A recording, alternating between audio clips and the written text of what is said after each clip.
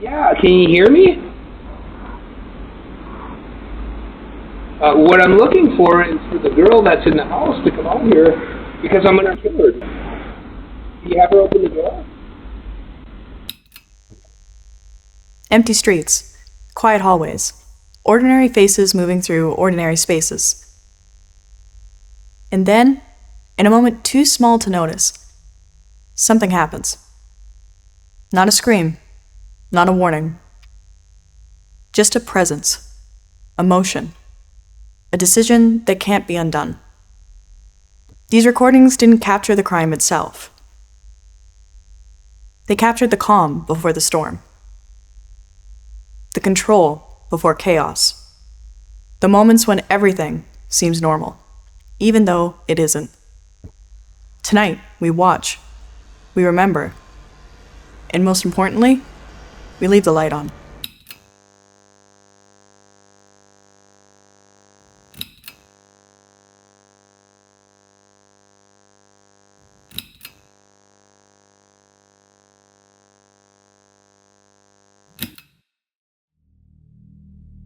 On June 30th, 2011, a news crew arrived at an apartment complex in Macon, Georgia, to report on the disappearance of 27-year-old Lauren Giddings.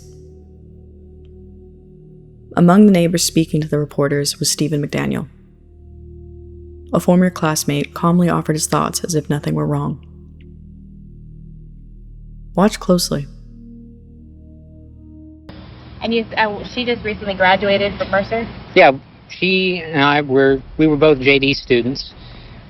We graduated back in May. What kind of person was she? I mean, what did you see? I mean, she's as nice as can be. I mean, very personable, very much a people person. Do you know any enemies she might have had, somebody that might want to hurt her? No, we don't know where she is. I mean, the only thing we can think is that maybe she went out running and someone snatched her.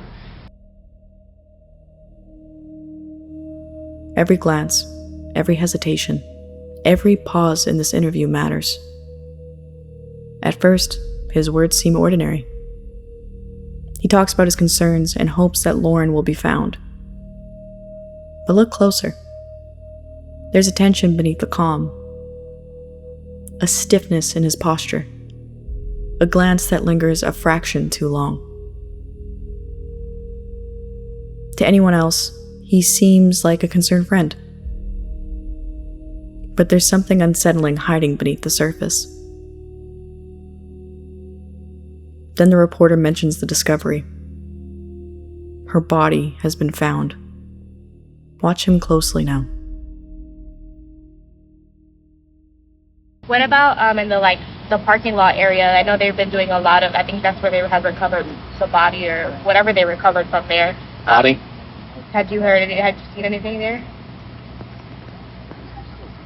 Had you seen anything there? I mean, we don't know if this is the same person.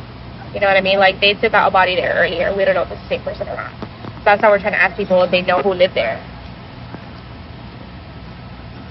Are you okay, sir? I think I need to sit down. Okay. What makes this moment haunting isn't just the discovery. Days earlier, McDaniel had entered Lauren's apartment while she slept. A crime no one knew had occurred yet. But the law would not be silent.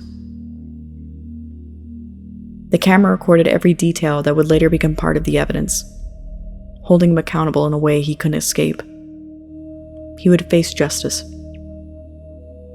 McDaniel was sent to prison for life after pleading guilty to murder. He has since tried to appeal the sentencing, but each appeal has been denied. He has the chance at parole in 2041, but most legal experts believe he will spend the rest of his life behind bars, where he belongs.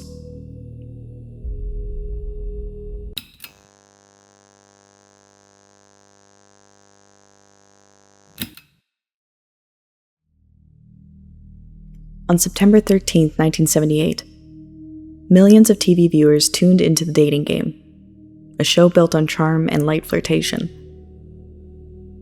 One contestant that day would go down in history, but not for the reasons anyone expected. Every moment, every glance, every smile. Notice what you might miss if you blink. Watch closely. See, bachelor number one is a successful photographer who got his start when his father found him in the dark room at the age of 13, fully developed. Between takes, he might find him skydiving or motorcycling. Please welcome Rodney Alcala. Rod, welcome.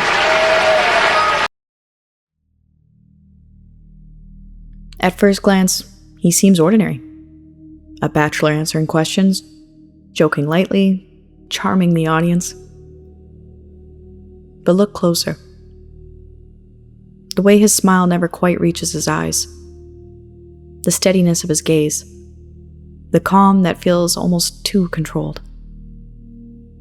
What no one knew then, not the host, not the contestants, not the millions watching, was that Rodney Alcala had already taken the lives of multiple young women. In total, investigators later confirmed 5 murders and linked him to many more, with some estimates suggesting over 100 victims. Each one had a life cut tragically short, and families were forever changed. But the evidence captured, combined with law enforcement work, would eventually lead to his conviction. He was sentenced to death and remained behind bars until he died in 2021. Ordinary appearances can hide extraordinary darkness. Sometimes, all it takes is watching closely to see it.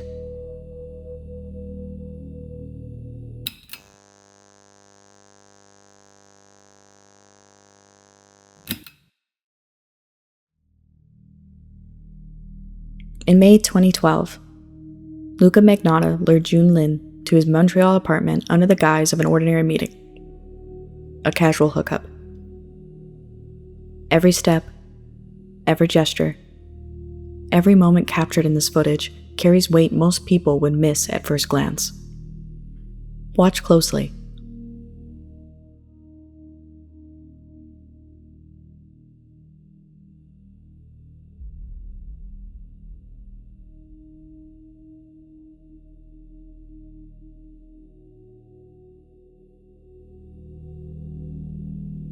At first, it seems mundane. Just 2 men walking together. Nothing unusual in their pace or posture. But watch him. Luka's movements are deliberate, controlled, every step measured. There's no rush, no panic, just a calm that feels wrong. A confidence that something irreversible is about to unfold. Even in ordinary actions, there's a subtle tension that the camera captures, moments that speak louder than words. Weeks earlier, Magnotta had posted videos online showing horrific animal abuse that revealed a disturbing pattern of cruelty. Those same tendencies escalated, culminating in the murder of June Lin, who would not leave that apartment alive. The camera doesn't capture the crime itself.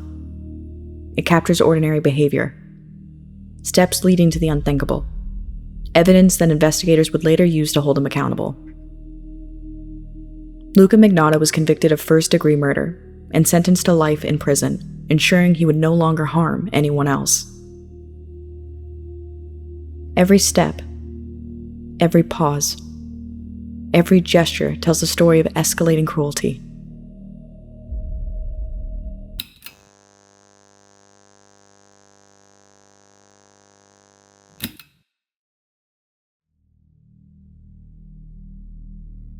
At first glance, it would almost seem normal. Mundane movements in a familiar space. A man leaving an apartment without a care in the world. But watch him. Every motion is deliberate, controlled, calculated. There's no panic, no remorse.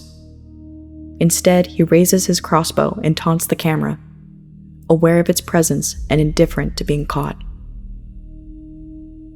Moments after the crime, the Crossbow Cannibal moves through an apartment hallway as though nothing has happened. Watch closely.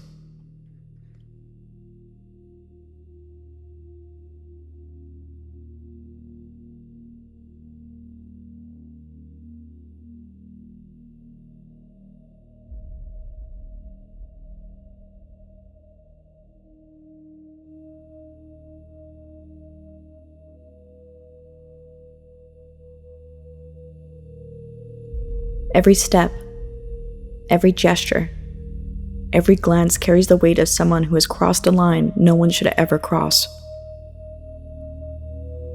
Even ordinary actions, opening doors, walking through the hallway of an apartment, are layered with a chilling confidence, a sense of control over a world that should be beyond control.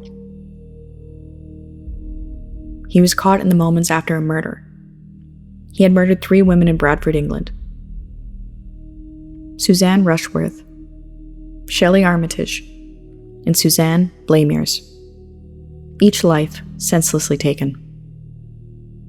At Leeds Crown Court, he pleaded guilty to all 3 murders and was handed a whole life order, meaning he will never be released from prison.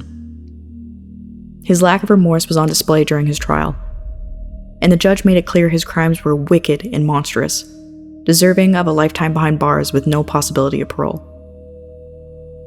Ordinary movements can hide extraordinary evil. Sometimes, all it takes is watching closely to see it.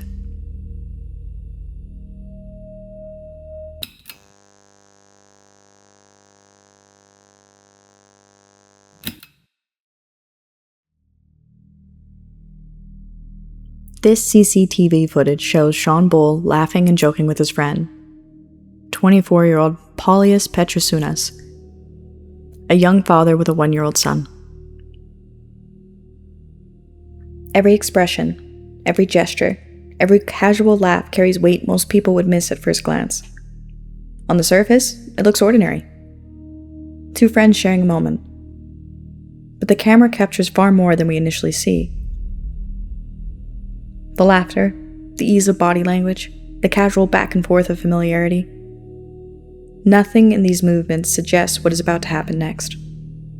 Moments later, it would not be laughter that echoed through this hallway, but violence.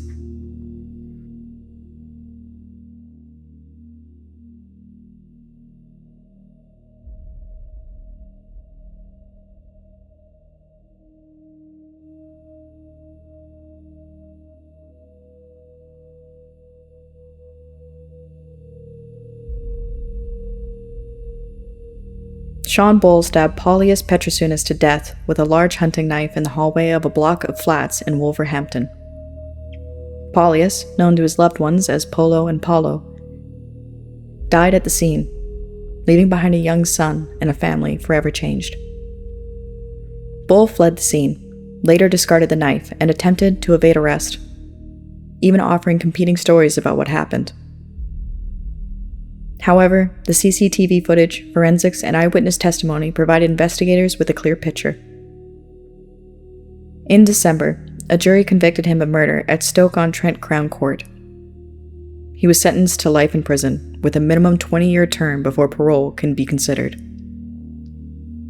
Every gesture, every step tells a story of a life taken too soon. A father gone, and justice working to ensure his killer can harm no one else. By the time these recordings were reviewed, the damage had already been done. But we can remember. We remember the lives that were taken. The people whose ordinary moments were stolen. And in remembering them, we give them something the cameras never could: our attention. If you're alone tonight, if the shadows feel a little heavier than they should, make sure to leave the light on.